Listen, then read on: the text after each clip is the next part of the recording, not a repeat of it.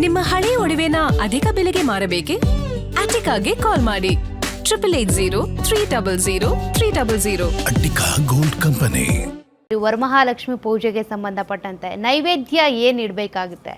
ಖಂಡಿತ ಅಮ್ಮ. ಅಂದರೆ ಸಾಮಾನ್ಯವಾಗಿ ಏನಾಗುತ್ತೆ ಅಂದರೆ ಸ್ತ್ರೀಯರಿಗೆ ತುಂಬ ಒಂದು ವಿಜೃಂಭಣೆಗೆ ಮನಸಾರೆ ಕ್ಲೀನಾಗಿ ಎಲ್ಲ ಒಂದು ಒಳ್ಳೆ ನೈವೇದ್ಯ ಮಾಡೋಂಥದ್ದು, ದೇವರಿಗೆ ಒಂದು ಒಳ್ಳೆ ಅಲಂಕಾರ ಮಾಡಬೇಕು, ಒಂದು ಒಳ್ಳೆ ಮುಹೂರ್ತದಲ್ಲಿ ಮಾಡಬೇಕು.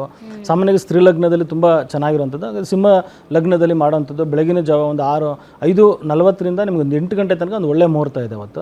ಬೆಳಗಿನ ಜಾವ ಮಾಡೋಂಥದ್ದು ಮಾಡ್ಬೋದು. ಜೊತೆಗೆ ಮುಖ್ಯವಾಗಿ ಅಂದರೆ ನೈವೇದ್ಯ ಅಂತ ಹೇಳಿದ್ರೆ ಮುಖ್ಯವಾಗಿ ಏನಂತಂದರೆ ಎಲ್ಲ ನೀವು ಜೋಡಿಸಿ ದೇವ್ರನ್ನ ಅಲಂಕಾರ ಮಾಡೋದ್ರಿಂದಲೇ ಮುಖ್ಯವಾಗಿ ಏನಂದರೆ ತಲೆಗೆ ದೇವರಿಗೆ ಕಿರೀಟ ನೀವು ಹಾಕುವಂಥದ್ದು, ಜೊತೆಗೆ ತೋಳು ಬಂದಿ ಹಾಕುವಂಥದ್ದು, ಕಂಠಿಹಾರ ಮಾಡುವಂಥದ್ದು, ಕಡ ಹಾಕುವಂಥದ್ದು ಕೂಡ ನೀವು ಮಾಡುವಂಥದ್ದು ದೇವರಿಗೆ.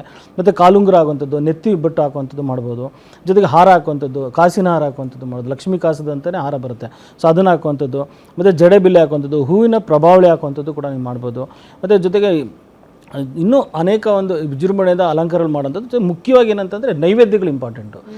ಏನಂದರೆ ನಾವು 2 ಬಾಳೆಹಣ್ಣು ಕೊಟ್ಟರೆ ಸರಿ ಹೋಗುತ್ತೆ. ನಮ್ಮ ಸಾಮಾನ್ಯವಾಗಿ ನೋಡಿದ್ದೀನಿ, ಬಂದಾಗ 2 ನೈವೇದ್ಯ ಕೊಟ್ಟರೆ ಆಗೋಗುತ್ತೆ ಅಂತಾರೆ. ನೀವು ಎಷ್ಟು ವಿಜೃಂಭಣೆಯಿಂದ ಎಷ್ಟು ಖುಷಿಯಿಂದ ನೀವು ದೇವ್ರಿಗೆ ನೈವೇದ್ಯ ಮಾಡ್ತೀರಾ ಅಷ್ಟು ಒಳ್ಳೆಯದಾಗುತ್ತೆ ನಿಮಗೆ. ಎಷ್ಟೋ ಜನಕ್ಕೆ ಗೊತ್ತಿಲ್ಲ, ಯಾಕಂದರೆ ಬರೀ 2 ಬಾಳೆಹಣ್ಣು ಏನೋ ಒಂದು ಮಾಡಿ ಇಟ್ಬಿಡ್ತಾರೆ. ನೀವು 5 ಥರ ನೈವೇದ್ಯ ಇಡೀರಿ, ಅದ್ರ ಪ್ರಭಾವನೇ ಬೇರೆ ಇರುತ್ತೆ.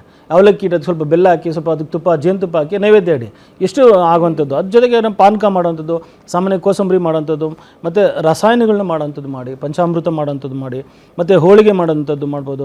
ಮತ್ತು ಎಣ್ಣೆಯಲ್ಲಿ ಕರೆದು ಯಾವುದು ಸಜ್ಜಿಗೆ ಮಾಡೋವಂಥದ್ದು, ತಿಂಡಿಗಳು ಕರಿದ ತಿಂಡಿಗಳು ಮಾಡೋವಂಥದ್ದು. ಮತ್ತು ಯಥಾಶಕ್ತಿ ಬೆಲ್ಲದಿಂದ ಮಾಡಿರೋಂಥ ಖಾದ್ಯಗಳು ಮತ್ತು ಸಕ್ಕರೆಯಿಂದ ಮಾಡಿರೋವಂಥದ್ದು, ಹಾಲಿನ ಖಾದ್ಯಗಳಲ್ಲಿ ಮಾಡೋವಂಥದ್ದು, ವಿಶೇಷವಾಗಿ ಕನಕನ್ ಅಂತೇಳಿ ಬೆಣ್ಣೆಯಿಂದ ಮಾಡೋವಂಥದ್ದು ಕೂಡ ಇದೆ.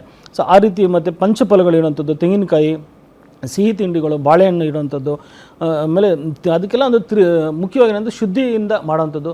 ನೀವು ನೋಡಿ ದೇವ್ರು ಏನು ನೋಡ್ತಾರೆ ಅಂದರೆ, ದೇವ್ರು ನಿಮ್ಮ ಕೊಡೋದು ತಿಂತಾನೋ ಬಿಡ್ತಾನೆ ಅದು ನಿಮ್ಮ ಮೈಂಡಿಗೆ ಬೇಡ, ಖುಷಿಯಿಂದ ನೀವು ನಿಮ್ಮ ಡೆಡಿಕೇಶನ್ ನೋಡ್ತಾರೆ. ನೀವೇನಷ್ಟು ತ್ಯಾಗಮಯವಾಗಿ ಆ ತಾಯಿಗೆ ನೀವು ಒಲ್ದಿ ಮನಸಾರ ನೀವೇನು ಪೂಜೆ ಮಾಡ್ತೀರಾ, ಆ ಮನಸಾರ ಮಾಡಿದಾಗ ಏನಂದರೆ ನಿಮಗೆ ಹೆಚ್ಚಿನ ಒಂದು ಫಲಗಳು ಬರುವಂಥದ್ದು. ಇದನ್ನು ಮಾಡಿ ನೀವು ನೋಡಿ, ಆವಾಗ ಪ್ರತಿಯೊಬ್ಬರಿಗೂ ಗೊತ್ತಾಗುತ್ತೆ. ಸುಮ್ಮನೆ ಕಷ್ಟಪಟ್ಟು ಬೆಳಗ್ಗೆ ಎದ್ದು ಮಾಡೋದಲ್ಲ, ಜೊತೆಗೆ ಇದನ್ನು ಮನಸಾರೆ ಪೂಜೆ ಮಾಡಿ ಖುಷಿಯಾಗಿ ಮಾಡಿ, ಜೊತೆಗೆ ಆ ಮಕ್ಕಳು ಕೂಡ ಮತ್ತು ಗಂಡಂದಿರು ಕೂಡ ಸ್ವಲ್ಪ ಅವ್ರಿಗೆ ಸಹಾಯ ಮಾಡೋಂಥದ್ದು ಮಾಡಿ, ಅವರು ಆ ಒಂದು ಪೂಜೆಯಲ್ಲಿ ಪಾಲ್ಗೊಳ್ಳಿ. ಒಂದು 2 ಗಂಟೆ ಅಥವಾ 1 ಗಂಟೆ ಏನು ಪೂಜೆ ಮಾಡ್ತಾರೆ ಬೆಳಗಿನ ಜಾವ ಆಗಲಿ, ಆ 2 ಅವರ ಜೊತೆಯಲ್ಲಿದ್ದೆ ಅವ್ರಿಗೆ ಸಹಕರಿಸಿ, ಖಂಡಿತ ಅವ್ರಿಗೂ ಒಳ್ಳೆಯದಾಗುತ್ತೆ ಅಂತ ನಾನು ತಿಳಿಸ್ತೀನಿ. ಗುರುಜಿ, ಇವತ್ತಿನ ಕಾರ್ಯಕ್ರಮದಲ್ಲಿ ಶ್ರೀನಿವಾಸ್ ಗುರುಜಿ ಇರ್ಬೋದು, ರಜತ್ ಗುರುಜಿ ಇಬ್ಬರು ಕೂಡ ಈ ಶ್ರಾವಣ ಮಾಸದ ಮಹತ್ವ, ಅದೇ ರೀತಿಯಾಗಿ ಅಮಾವಾಸ್ಯೆ ಮತ್ತೆ ಗ್ರಹಣದ ಬಗ್ಗೆನೂ ಕೂಡ, ಅಂದರೆ ಅದು ನಮ್ಗೆ ಗೋಚರ ಇಲ್ಲ, ತೊಂದರೆ ಆಗೋದಿಲ್ಲ, ಟೆನ್ಷನ್ ಮಾಡ್ಕೊಳ್ಳೋ ಅಗತ್ಯ ಇಲ್ಲ ಅಂತ ಇಬ್ಬರು ಕೂಡ ಸಂಪೂರ್ಣ ಮಾಹಿತಿನ ತಿಳಿಸ್ಕೊಟ್ರಿ. ಧನ್ಯವಾದ ಗುರುಜಿ. ಸರ್ವೇ ಜನ ಸುಖಿನೋ ಭವಂತು, ಲೋಕ ಸಮಸ್ತ ಸುಖಿನೋ ಭವಂತು. ನೋಡಿದ್ರಲ್ಲ ವೀಕ್ಷಕರೇ, ಪ್ರತಿಯೊಂದು ಹಬ್ಬ ಇರ್ಬೋದು, ಪ್ರತಿಯೊಂದು ಆಚರಣೆ ಇರ್ಬೋದು, ಅದಕ್ಕೆ ಅದರದ್ದೇ ಆದ ಮಹತ್ವ ಇರುತ್ತೆ. ಇನ್ನು ಗ್ರಹಣ ಅಂತ ಬಂದಾಗ ನಮ್ಮ ದೇಶಕ್ಕೆ ಅದು ಗೋಚರ ಇಲ್ಲ. ಇನ್ನು ಅಮಾವಾಸ್ಯೆ ಅಂತ ಬಂದಾಗ ಅದಕ್ಕೆ ಸಂಬಂಧಪಟ್ಟಂತೆ ಆಚರಣೆಗಳನ್ನು ಕೂಡ ನೀವು ಗಮನಿಸಿದ್ರಿ. ಶ್ರಾವಣ ಮಾಸ ಅಂತ ಬಂದಾಗ ಸಾಲು ಸಾಲು ಹಬ್ಬಗಳು, ಸಡಗರ ಸಂಭ್ರಮ, ಇದೆಲ್ಲವೂ ಕೂಡ ಎಲ್ಲರ ಮನೆಯಲ್ಲೂ ಇದ್ದಿದೆ ಅಂತ ಹೇಳ್ತಾ